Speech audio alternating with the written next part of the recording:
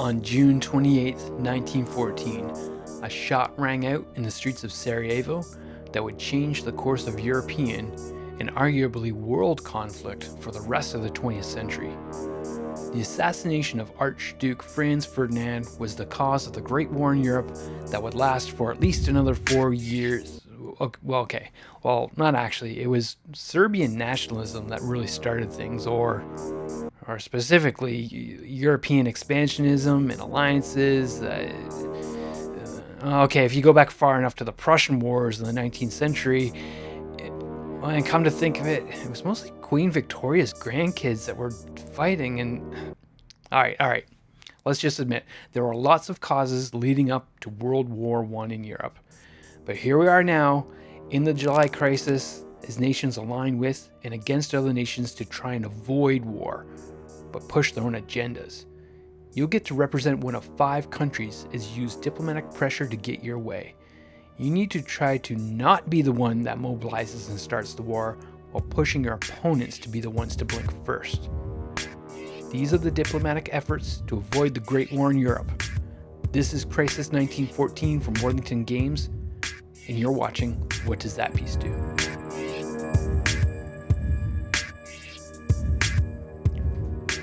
Welcome to this tutorial for Crisis 1914 by Worthington Games as designed by Maurice Suckling. This video is meant to give you a good enough understanding of the game so you can get playing right away, but it's no replacement for the thorough rulebook and other materials that come with the game, so keep those nearby when playing. If you're into games like this and want some quick teaches, as well as discussion on game design and history represented in these games, please like and subscribe so you don't miss any future videos.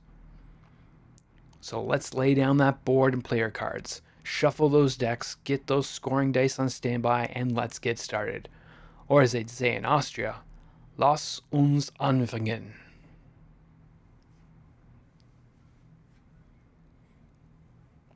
Crisis 1914 is a tableau building card game for 1 to 5 players.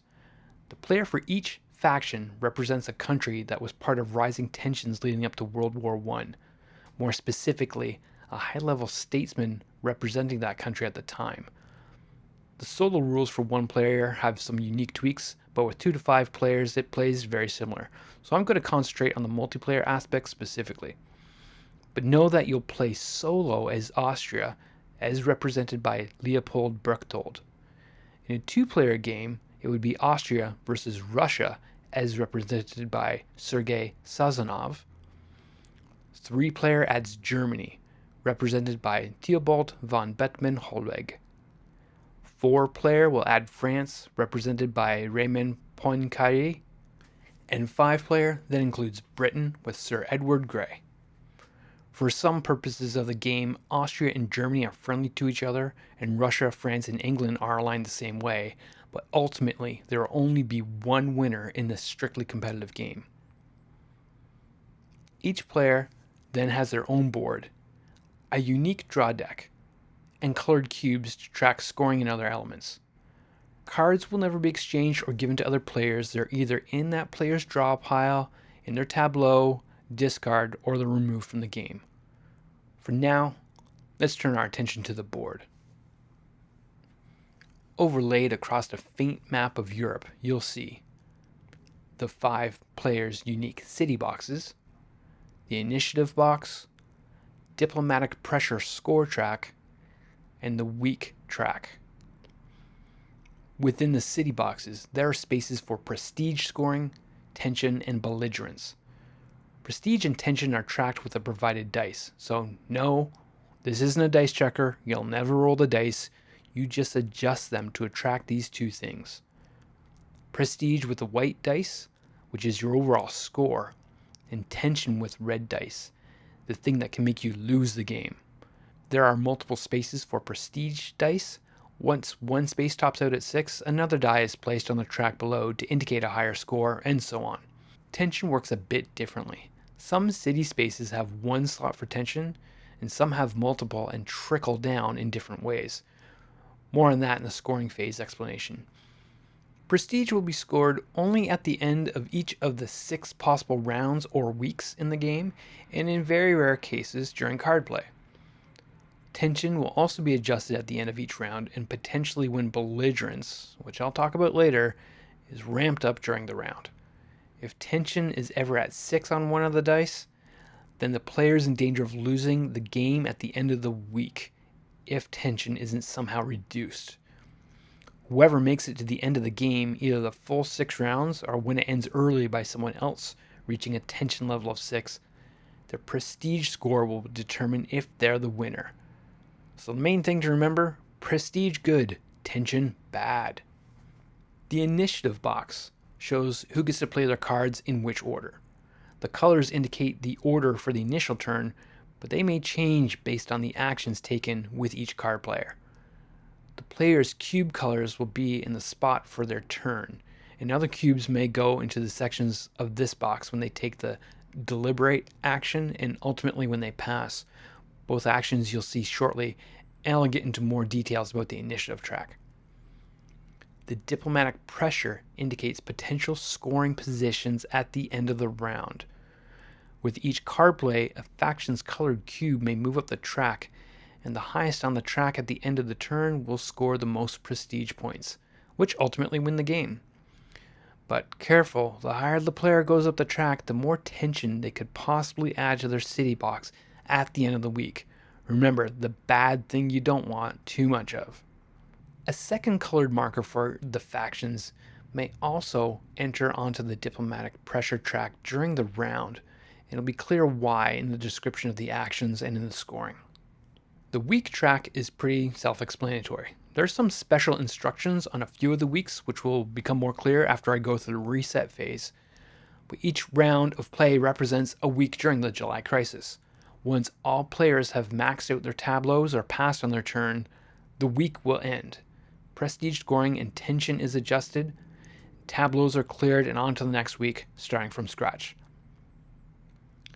Let's take a look now at the cards that will build the players' tableaus. As mentioned, each faction has a unique deck of cards, but those cards all do similar things. On a player's turn, they'll either be taking a card from their hand or off the top of the deck to add to their tableau, or they could be discarding a card or cards from their hand to take a different type of action.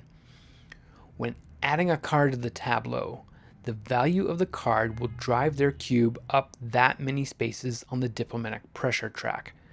That amount can vary on some cards, and there's also an opportunity to double the value of the card through what's known as the Belligerence action.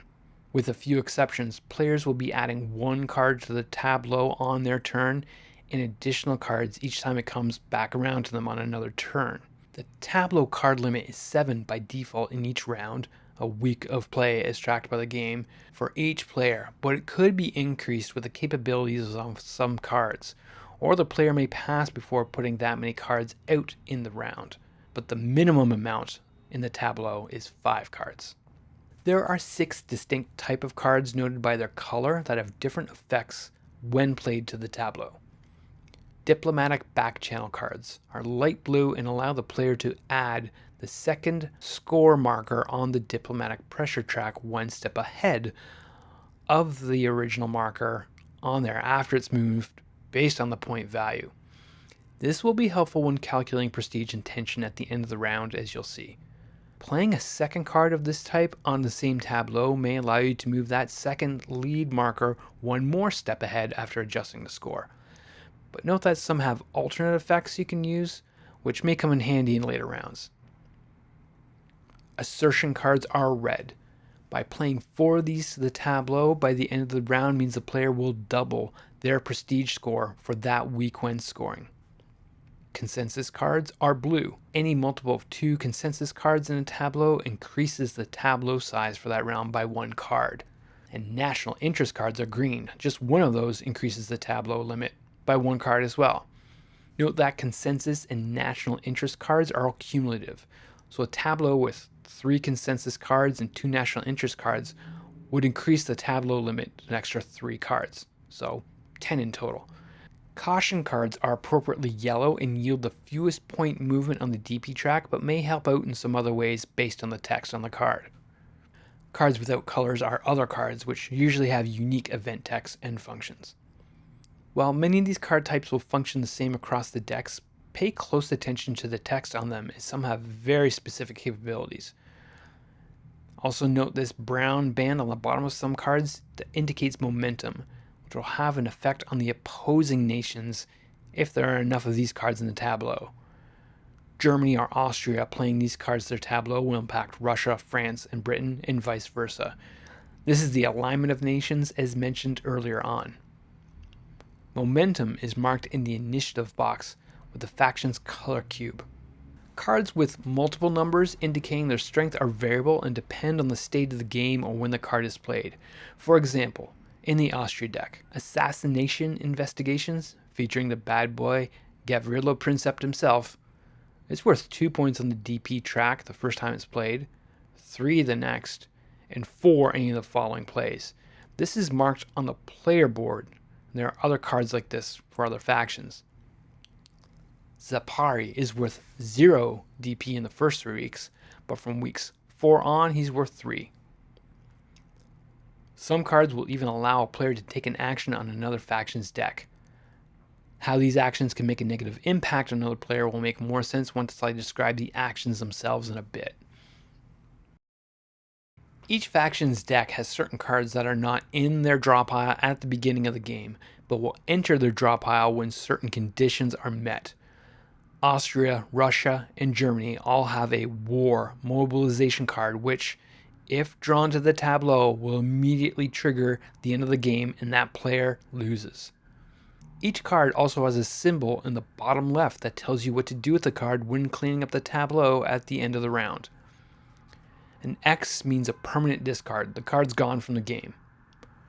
Recycled cards go back into the draw pile once the draw pile is depleted.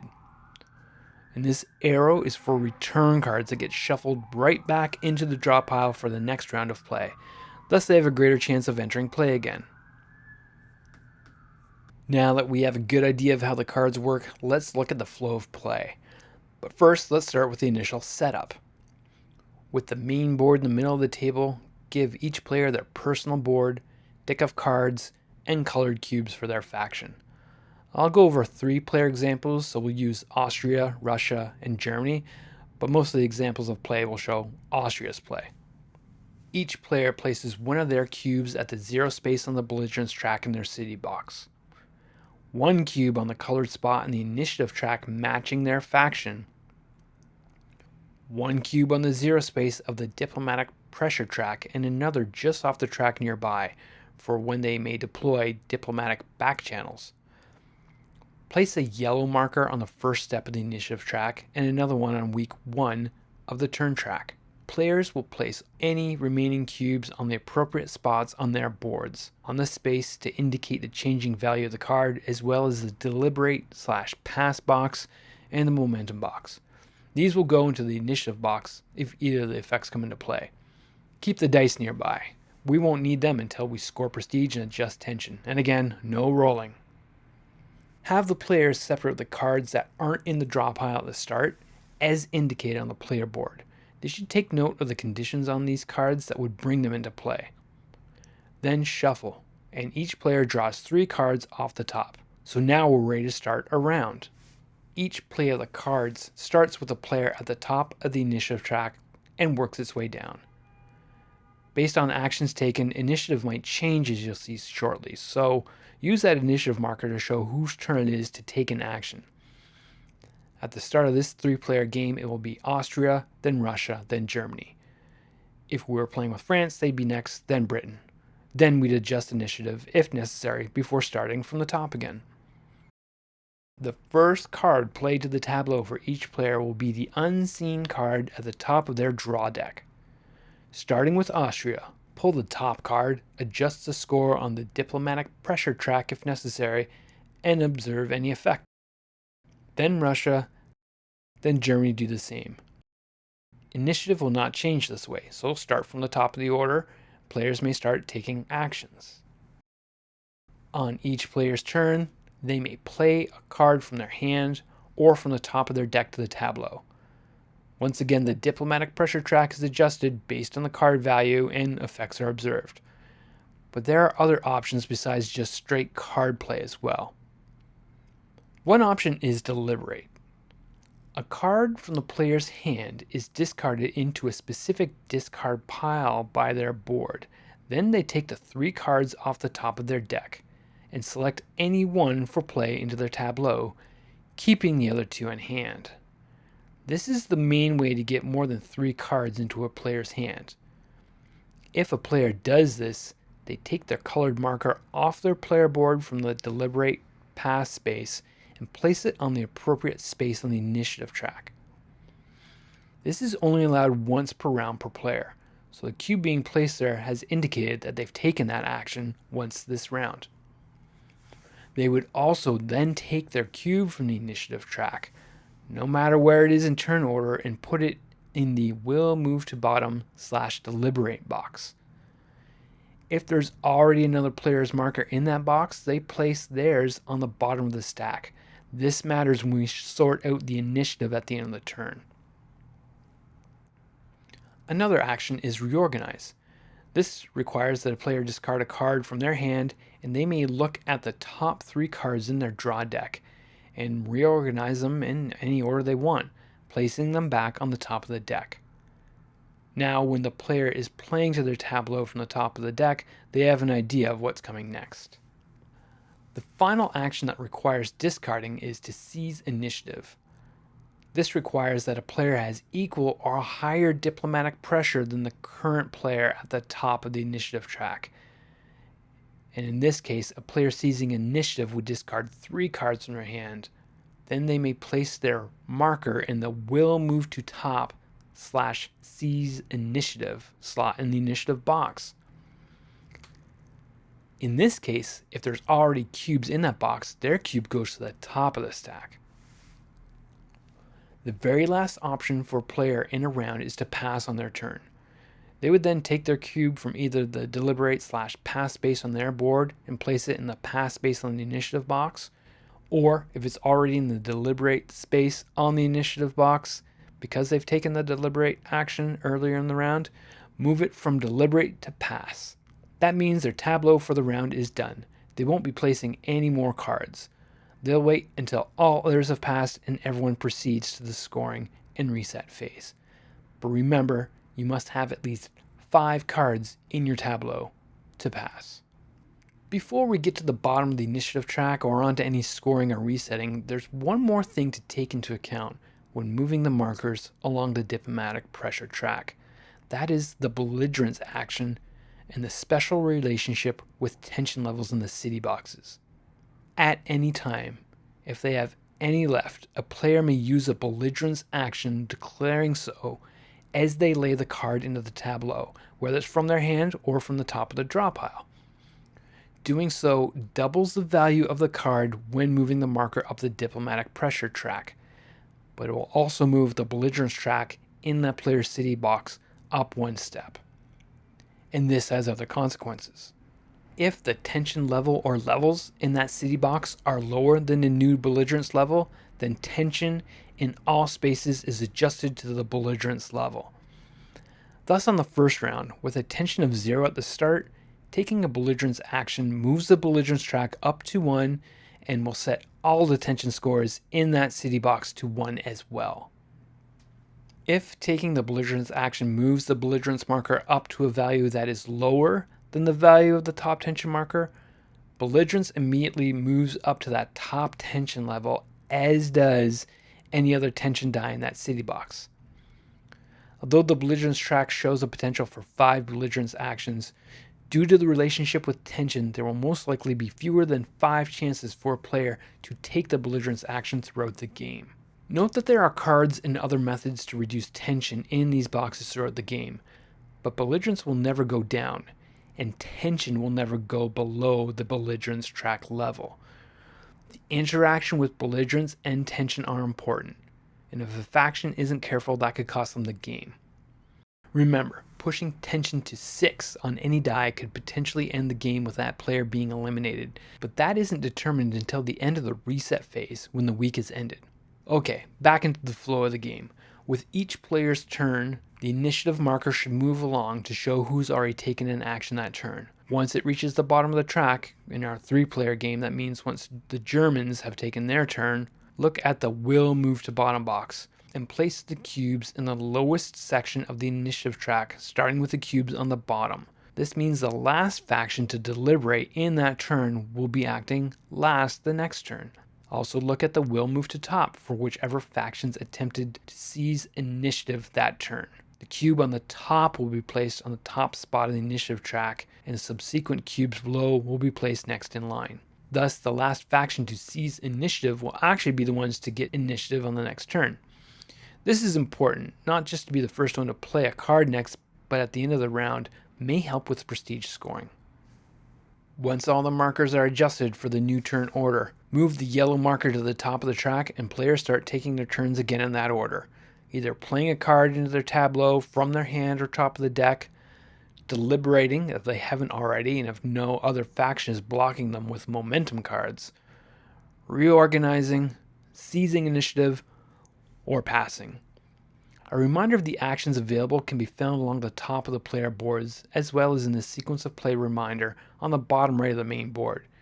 Keep moving the cubes along the diplomatic pressure track with each card played in the tableau that has any value for the respective factions. After all players have passed or maxed out their tableaus, we move on to the scoring step. Note that players can only pass when they have at least 5 cards in their tableau. Note also that some cards can be kept in hand at the end of the week. Now we look at the diplomatic pressure score track and award prestige points as follows. 1 prestige for the faction in the highest spot on the initiative track if their score on the DP track is 14 or greater. 3 prestige for having the highest marker on the DP track. 2 prestige for the second highest marker on the DP track. That's only in a 3 to 5 player game. This isn't awarded in a 2 player game. 1 prestige if they didn't get any for first or second on the DP track and they got over 14 on that track. And 1 prestige if that faction used Belligerence action that week and scored the most overall DP. But then you'll subtract 1 prestige if a Belligerence action was used and that faction did not score the highest DP. Prestige earned for any faction that had 4+ assertion cards in their tableau is doubled. So if a faction scored the highest DP, which is 3 prestige, and they used a Belligerence action, another 1 prestige, their total of 4 is doubled to 8 prestige points total for that round. Mark all prestige with the white dice, maxing the die out to 6 before adding a second die and so on. These numbers will accumulate in subsequent rounds. Any ties for the most diplomatic pressure or second most diplomatic pressure is broken by whoever is highest on the initiative track.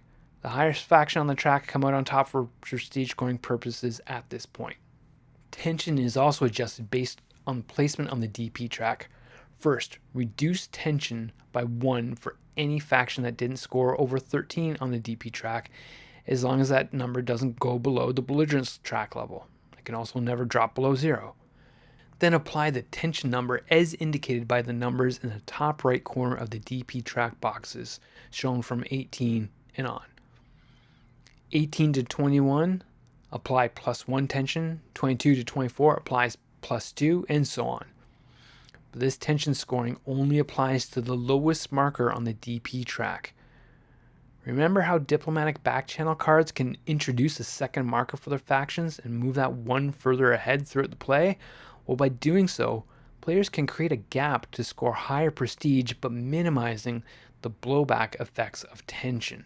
A faction's highest marker might be at 23 DP for prestige scoring purposes, but due to the use of 2 diplomatic backchannel cards, the second marker is just at 21, which would only inflict 1 tension on that faction at this point. Adjust the tension score in each city box for each faction, specifically the top tension space in Berlin and St. Petersburg.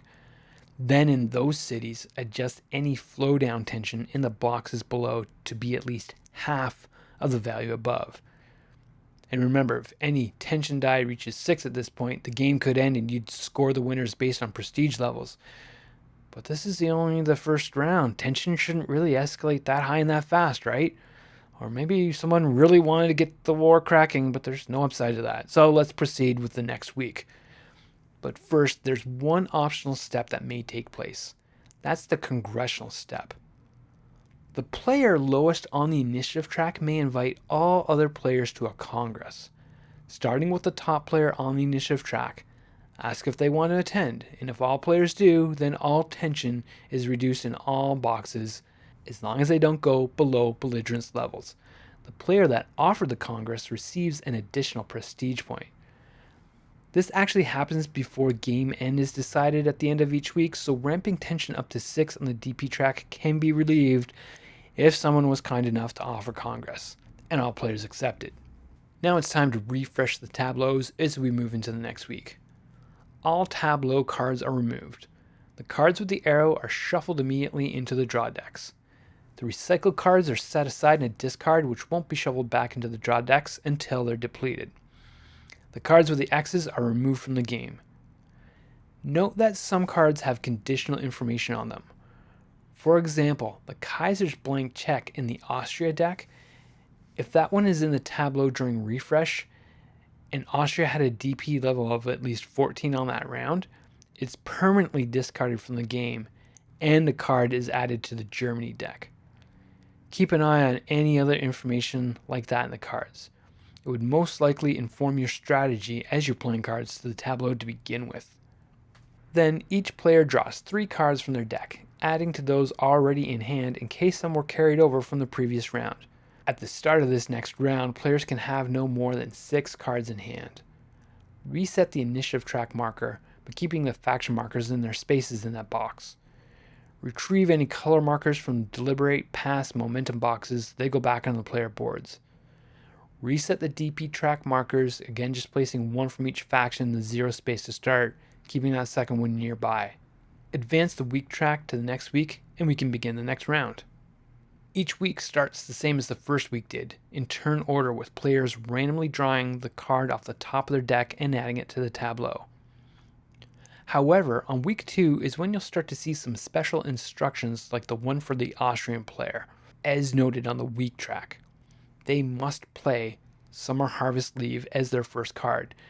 This was the one that was set aside at the beginning of the game. It wasn't in the draw pile. Read the section on Ultimatum on that card to see the impact of having both Summer Harvest Leave and the Kaiser's blank check in Austria's permanent discards. Cards like this have effects to propel a game towards an end state. In fact, that's how war, general mobilization, comes into play for Austria, Russia, and Germany. If these cards are ever played into the tableau for any of these factions, they lose the game immediately. And any other players take any corresponding actions, such as adding cards to their own draw piles. Players complete the current week before proceeding to scoring. When in hand, these general mobilization cards can still be discarded to perform other actions, but having them in the deck is a ticking time bomb for that faction. Play will proceed each week as long as no one mobilizes or pushes their tension to 6 without a chance to relieve it by the end of the week. The game will officially be over by the end of week 6, and the player with the highest prestige will be the winner.